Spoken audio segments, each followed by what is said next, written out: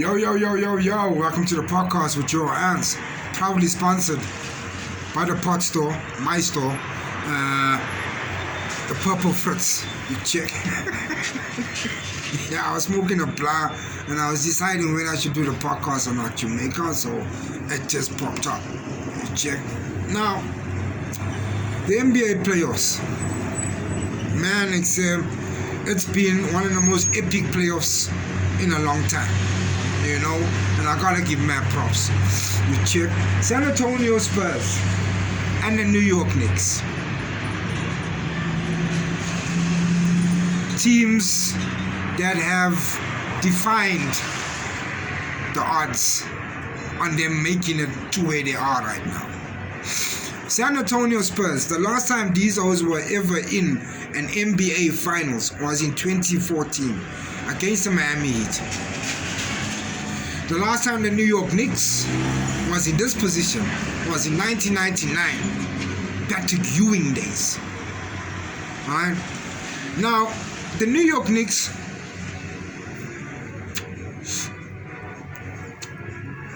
have had one of the most impressive seasons. From the regular season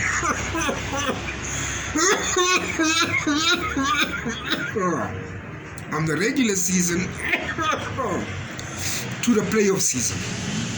Now they played the Atlanta Hawks. Chowed them 4-2. They went to Philadelphia 76ers and made them look bad.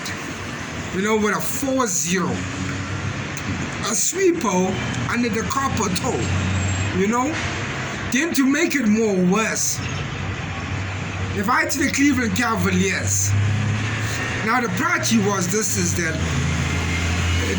did the New York Knicks verse a bad Cleveland Cavaliers, or was the New York Knicks just a better team? Check your Excel. I thought the Cavaliers, alright, would have did some kind of damage because they had James Harden. Now, I think because of James Harden, they didn't have enough time to gel. I'm not giving excuses, but this is just me saying what I'm saying. You check?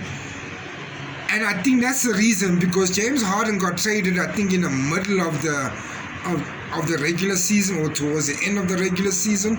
There's not enough time for you to gel with the team, bro, and to understand the culture of Cleveland Cavaliers. You know? But I still believe that James Harden is the guy for the Cleveland Cavaliers if they could start from the beginning, which they probably are after all this year. And let's see what happens. You know what I'm saying? But mad props to the New York Knicks. Karl Anthony Towns and the rest of the members, mad love for your O's, Jamaica. San Antonio Spurs. 2014. And after that, never ever reached the NBA playoffs until the alien came through. Oh, Victor Wembanyama. Now, these O's played the Blazers. They played the Wolves. And they played the defending champions, Oklahoma Thunder. Now there was a skits or whatever you want to call it on ESPN, and they had these O's. They asked them the same question, but bro, the answers that these O's gave back, it was just like they were the same, bro. What their legacies are about, what the NBA and so forth. Bro, I'm checking. God damn. I've never seen this familiar. Two players have almost the similar answers. Bro, when I heard that, I knew this series was going to be fucking epic. And what an epic series it was between San Antonio Spurs and Oklahoma Thunder. Shai Gilgeous-Alexander took the Kia MVP twice in a row. You make out, Victor Wembanyama is, I think, a defense player of the year. You know? Man, what a series that was. He said back and forth, back and forth, back and forth, back and forth.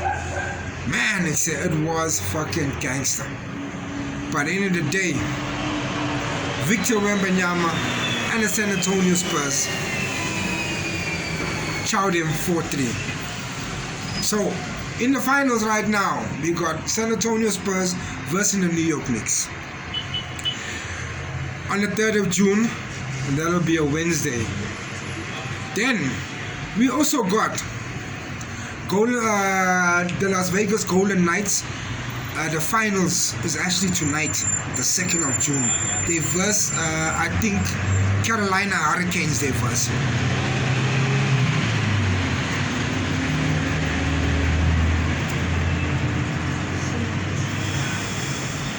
Arsenal.